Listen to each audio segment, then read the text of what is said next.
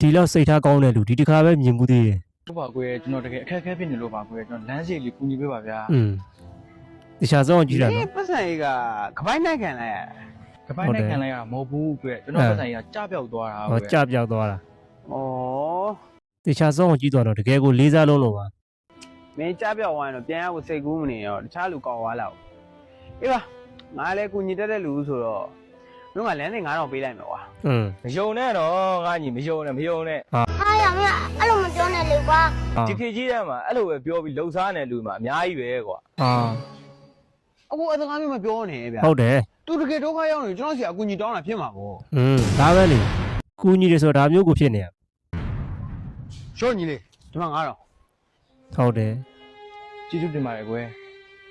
မကူညီကြည့်လေမနှောက်ဆက်နဲ့လေ သွားရင်မင်းကအလိန်ခံလိုက်ရသေးတယ်အလိန်ခံလိုက်ရတယ် ကျွန်တော်နေထိုင်နေလိန်ခံရစရာလားဗျာ ဟုတ်တယ်လေ သူကြားပြောက်သွားတဲ့ပတ်စံအိတ်ကိုကျွန်တော်ကောက်ရတာ သွားပြီတော်ဆိုးနေ ပတ်စံလေးရှိုးလိုက်ဩ ကူညီတယ်ဆိုတော့အဲ့လိုမျိုးကိုဖြစ်နေရမှာ ဟေးဒီကိုလည်းလက်ဖက်ဝင်နဲတော့ပေးခဲ့လေကွာမင်းရတယ်